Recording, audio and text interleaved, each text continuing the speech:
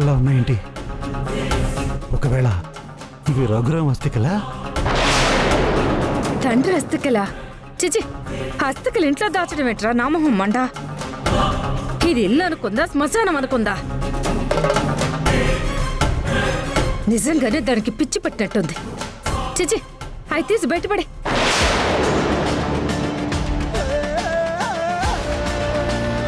వీణా,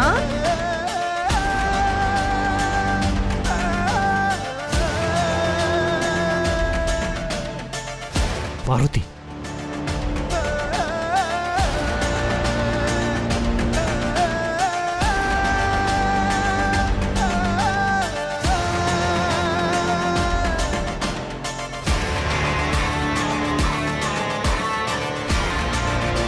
వీణా, వీణా, వీణా, వీణా,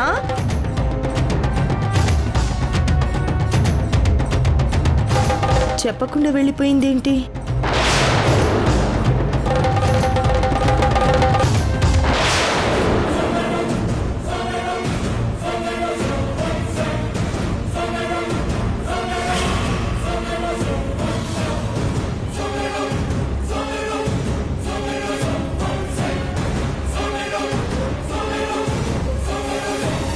బీరువాలో వీణ ముఖ్యమైనవి దాస్తూ ఉంటుంది. తాళం వేయడం మర్చిపోయినట్టుంది. తాళం వేసి వీణ వచ్చాక తరికిస్తాను.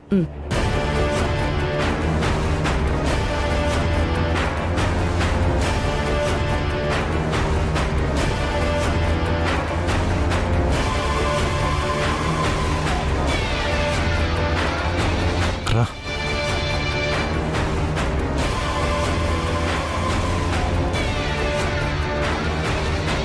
అమ్మయ్యా. అన్నయ్య, ఆ పార్వతికి ఎక్కడ దొరికిపోతామోనన్న టెన్షన్తో హార్ట్ అటాక్ వచ్చినంత పని అయింది. ఇదంతా ఆ వీణ వల్లే భాగ్యం. ఒకటి పోతే ఇంకొక సమస్య తీసుకొచ్చి నెత్తిమే పెడుతుంది. అవును, పార్వతిని పిలిచి ఆ చెంబులో ఏముందో చూపిస్తే ఒక పని అయిపోతుందిగా. ఇప్పుడే వద్దు, ముందు ఆ అస్త్రం ఎక్కడుందో కనిపెట్టాలి. అదెక్కడ దాచిందో ఏమో, ఇక్కడ బూడిద తప్ప ఏమీ దొరకలేదు. ఆ కార్తీక్ గని జైలుకి వెళ్లేలా చేశానని వీణ నా మీద పీకలోతు కోపంతో ఉంది. ఇప్పుడు ఆ అస్త్రం అడ్డు పెట్టుకుని నా మీద రివెంజ్ తీర్చుకోవాలని చూస్తుంది. ఎలాగైనా సరే ఆ అస్త్రాన్ని సంపాదించాలి. మరి అది దొరికి చావడం లేదు కదరా.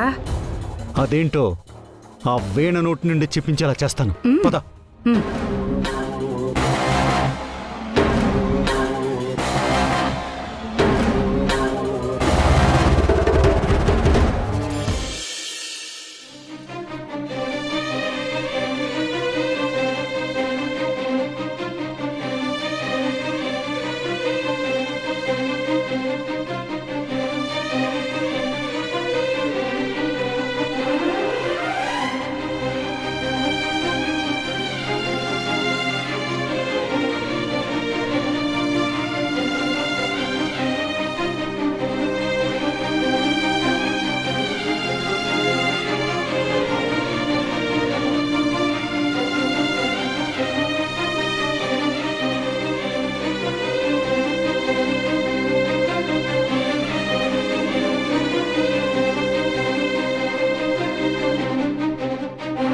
వేద, వేద, అయ్యో, వేద, వేద,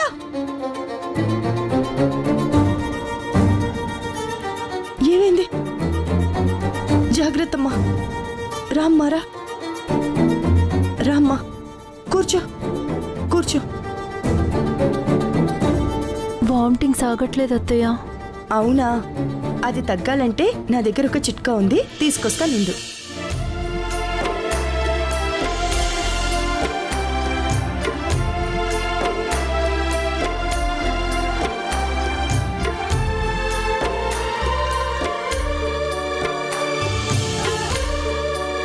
వేదా, ఇది తిను.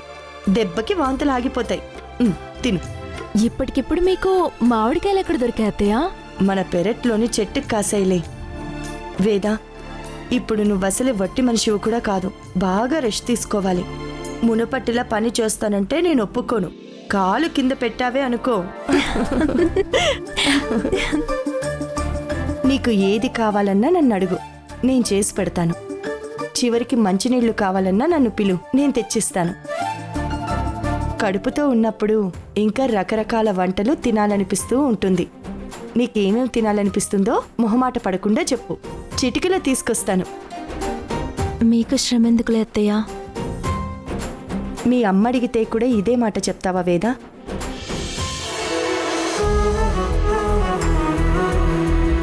మా అత్త బంగారం.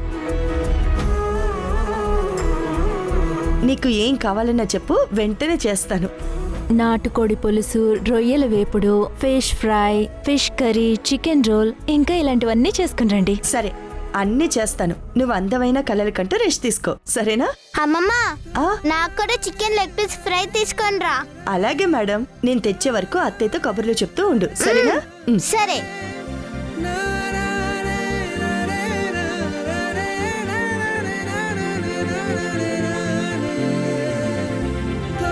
అత్తయ్య, మామిడికాయ బాగుంటుందా?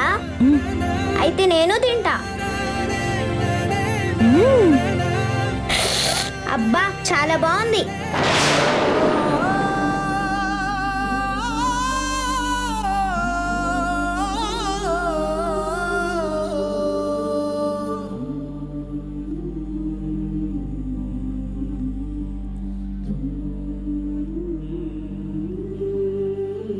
ఈ టైంలో నన్ను అమ్మలా చూసుకునే పార్వతి అత్తయ్య నా పక్కనే ఉంటే ఎంత బాగుండేది.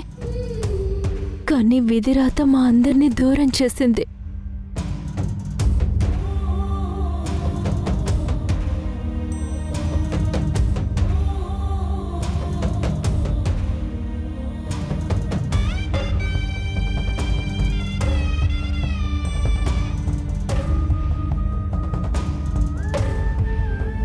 వేద ఈ ఇంటికొస్తే ఒక తల్లిలా కాలు కింద పెట్టకుండా చూసుకోవాలి. తనలో ఉన్న భయాన్ని పోగొట్టాలి. వేదకి ఫోన్ చేయాలి.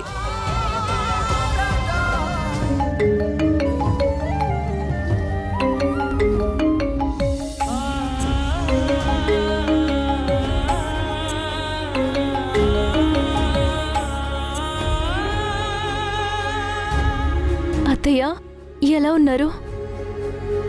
ముందు నువ్వెలా ఉన్నావో చెప్పు వేద. బాగానే ఉన్నాను అత్తయ్య. నీ మాటలోని నిరాశని నేను అర్థం చేసుకోగలను వేద.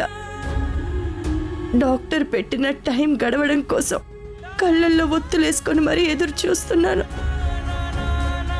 అంత మంచి జరగాలని, బిడ్డ బాగుండాలని ఎన్నో పూజలు చేస్తున్నాను. ఆ దేవుడు తప్పకుండా మన మొర ఆలకిస్తాడు వేద. అలా జరిగితే నాకన్నా అదృష్టవంతురాలు ఇంకెవ్వరు ఉండరు అత్తయ్య. వేద, నీకొక విషయం చెప్పడం మర్చిపోయాను. వీణ కార్తిక్ ని రిలీజ్ చేయించింది తెలుసా?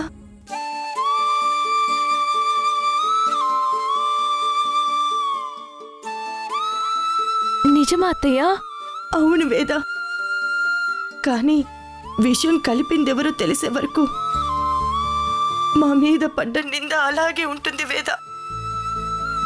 సర్లే, ఇవన్నీ వదిలేసి నువ్వు జాగ్రత్తగా ఉండు.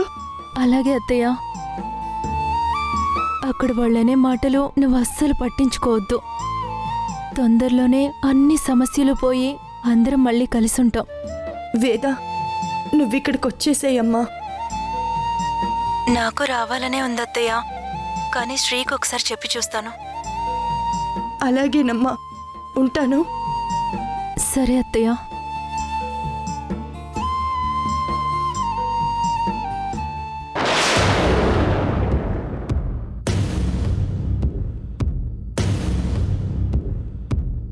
అర్థమైంది డాడ్. నాకు పెళ్ళంగా వచ్చి మీకు శత్రువుగా మారి ఈ ఇంటికి ముప్పు తీసుకురావడానికి వీణా చేసే ప్రయత్నాలు చూస్తుంటే ఇప్పుడే వెళ్ళి దాన్ని షూట్ చేసేయాలన్నంత కోపం వస్తుంది. కరెక్ట్గా చెప్పేవాళ్ళుడు. లేకపోతే అస్థికలు తెచ్చి దాని బెడ్రూమ్లో పెట్టుకోవడం ఏంటి? దానికి పిచ్చి పట్టిందేమో. ఒకసారి పిచ్చి హాస్పిటల్ చూపించండి. నా మొహం మండ. ఇప్పుడే వెళ్ళి అందరి ముందు నిలదీద్దాం. మొన్న దాని బావ ఘనకార్యం చేశాడు, ఇప్పుడు మరదలు. ఇంట్లో తాంత్రిక పూజలు మొదలుపెట్టిందని రచ్చ చేద్దాం. పదాల్లుడు, వేడిలో వేడిగా దాన్ని ఇంట్లో నుంచి మెడపట్టి గెంటేద్దాం. వద్దు.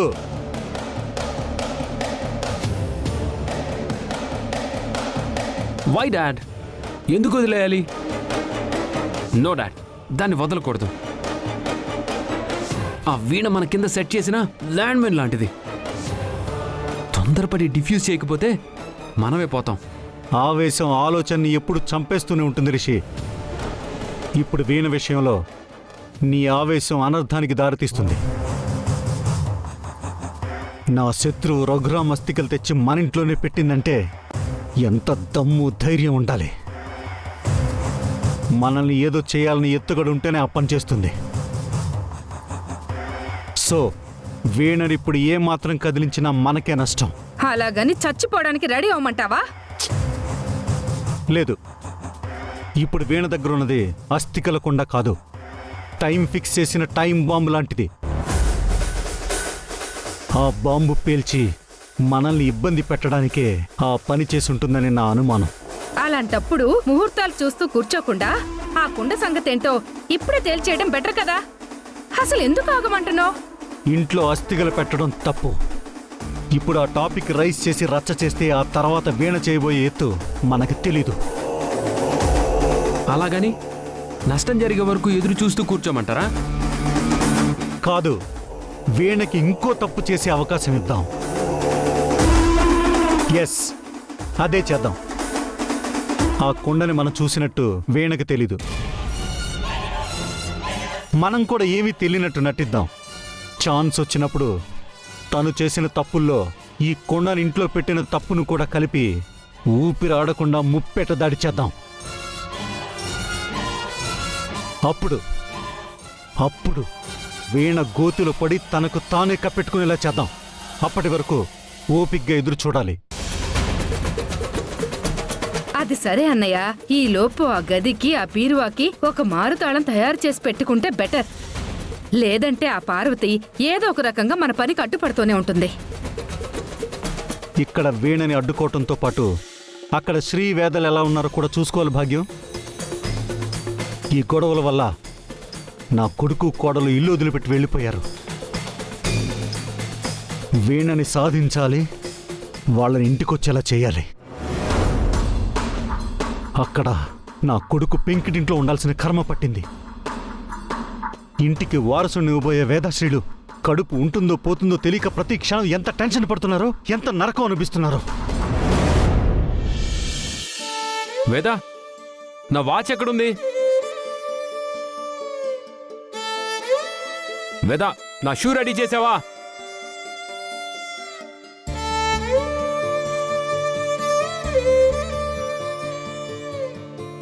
అయ్యో, వేద రెస్ట్ తీసుకోవాలి కదా. నేను పనులు చెప్తున్నానేంటి? సారీ వేద. అవును, వేద ఏం చేస్తుంది?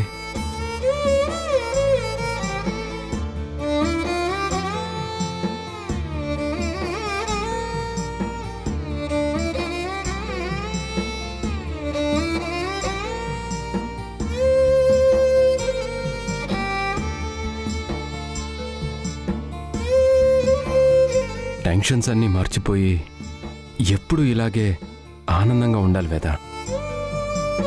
ఆ దేవుడు కడుపులోని బిడ్డని కూడా అన్ని గండాలు దాటించి మన వద్దకు పంపిస్తాడు అన్న నమ్మకం నాకుంది.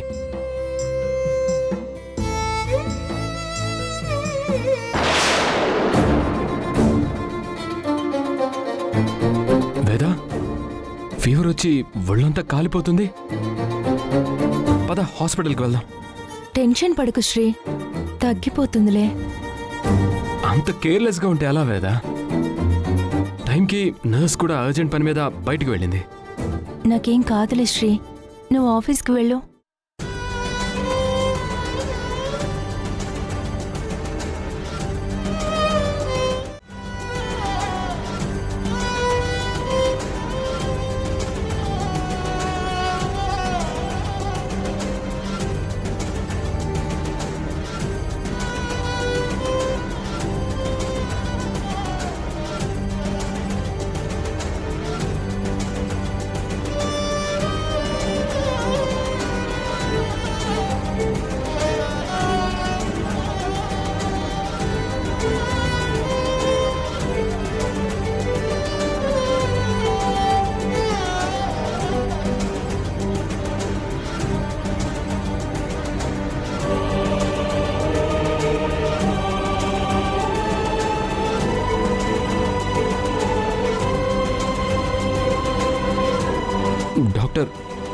భయపడాల్సింది ఏమీ లేదు కదా.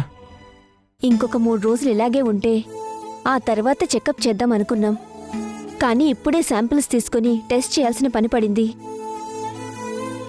అంటే అంటే కండిషన్ సీరియస్గా ఉందా? టెన్షన్ పడకండి. బిడ్డ కండిషన్ తెలియడానికి మనకి ఇంకా 3 రోజుల టైం ఉంది. కానీ ఈలోపు ఫీవర్ రావడమేంటో, ఇన్ఫెక్షన్ రావడమేంటో అర్థం కావట్లేదు. కానీ జాగ్రత్తగా ఉండండి. మీరు నమ్మే దేవుణ్ణి మొక్కుకోండి. అంటే నా బిడ్డ ప్రమాదంలో ఉన్నట్టేనా డాక్టర్? మా బిడ్డ మాకు దక్కదా డాక్టర్? నేనలా అల్లేదు కదమ్మా, జస్ట్ ఇన్ఫెక్షన్ వచ్చిందన్నాను. ఏదేమైనా నేనిచ్చిన మందులతో ప్రెగ్నెన్సీ నిలబడితే నువ్వు చాలా అదృష్టవంతురాలివి. జాగ్రత్తగా ఉండండి. వెళ్ళొస్తాను.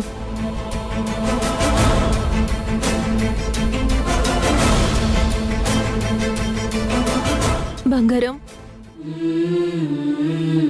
కడుపులోంచి బయటికి రావా? అమ్మ ఎదురు చూస్తుంది కన్నా.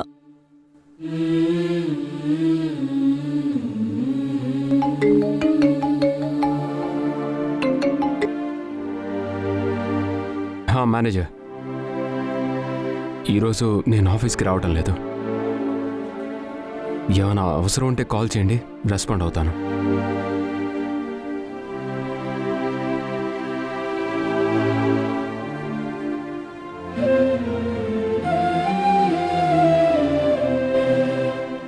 శ్రీ, నాదొక రిక్వెస్ట్. చెప్పు వేదా. కొత్త ప్రోడక్ట్ లాంచ్ చేశాక నా ఆరోగ్యం పాడైంది. లాంచింగ్ ప్రోడక్ట్ పనులన్నీ నువ్వే చూసుకుంటున్నావు. నువ్వు కూడా ఇక్కడే ఉండిపోతే మన బిజినెస్ దెబ్బతింటుంది. అలాగని నిన్ను వదిలి ఆఫీస్కి వెళ్ళమంటావా? లైఫ్లో మంచి జరిగినా చెడు జరిగినా మనం యాక్సెప్ట్ చేయాల్సిందే. నా మాట విని నువ్వు ఆఫీస్కి వెళ్ళు ప్లీజ్. ఫీవర్తో ఉన్న నిన్ను వదిలి ఎలా వెళ్తాను అనుకున్నా? వేదా, నాకు నువ్వు ముఖ్యం. బిజినెస్ లాస్ వచ్చినా ఐ డోంట్ కేర్. ప్లీజ్, నాకేం కాదు, నువ్వు వెళ్ళు. ఓకే, టైంకి టాబ్లెట్స్ వేసుకో, ప్రోటీన్ డ్రింక్స్ తాగు, ఏ వర్క్ చేయకు. సరే.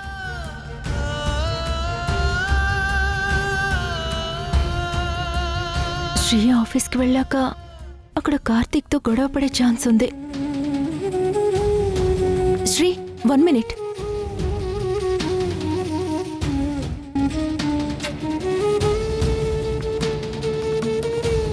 శ్రీ, నువ్వు ఆఫీస్కి వెళ్ళాక ఏ విషయంలోనూ ఆవేశపడొద్దు. ఎవరు హర్ట్ అయ్యేలాగా మాట్లాడొద్దు ప్లీజ్. వేద కార్తీక్తో గొడవ పడద్దు అని చెప్తుంది. కానీ అలాంటి నీచుడు ఎదురు పడితే సైలెంట్గా ఉండడం కష్టం.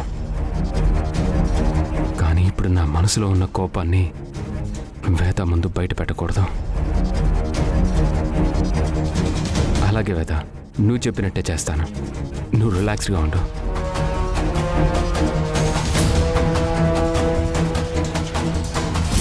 శ్రీ కోపాన్ని కంట్రోల్ చేసుకుంటున్నట్టు కనిపిస్తున్నాడు. కానీ శ్రీ కోపం అగ్నిపర్వతం లాంటిదని నాకు తెలుసు. అది ఎప్పుడు బద్దలై బయటికి వస్తుందో ఎవ్వరికీ తెలీదు. స్వామి, ఆఫీస్లో ఏ గొడవ జరగకుండా చూడు.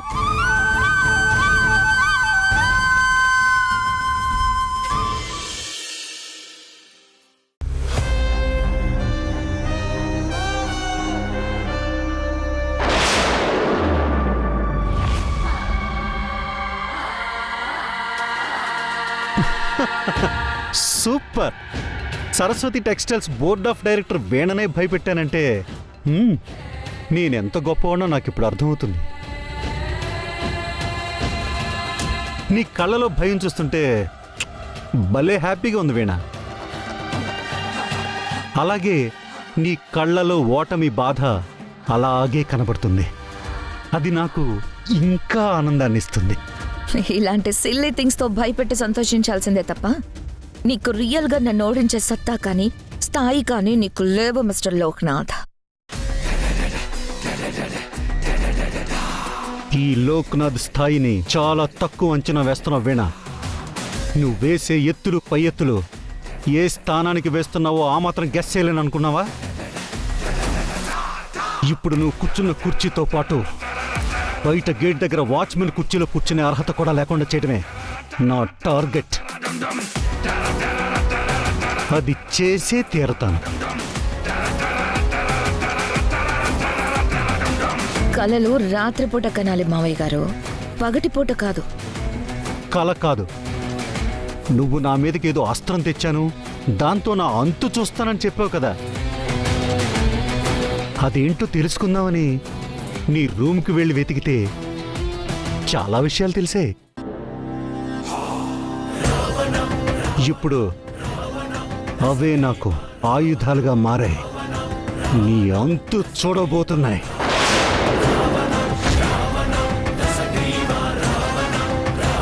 ఏంటి నీ గాలి మాటలతో నన్ను రెచ్చగొట్టాలని చూస్తున్నావా? కానీ అది జరగదు. నన్ను ఓడించడం నీ తరం కాదు. ఏమన్నా నా తరం కాదా? నా వల్ల అవుతుంది కాబట్టే నువ్వు సీక్రెట్గా రాగి చెంబులో దాచిన మీ నాన్న అస్థికల్ని చూడగలిగాను.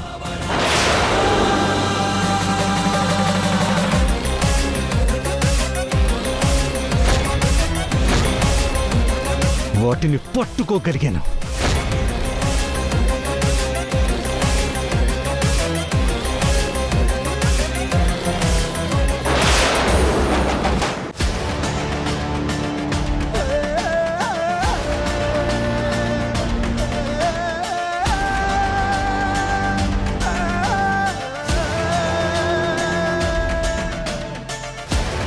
ఈ బుడ్డది జానడు లేదు కానీ నా గుట్టు బయట పెట్టాలని పెద్ద ప్లానే వేసినట్టుంది.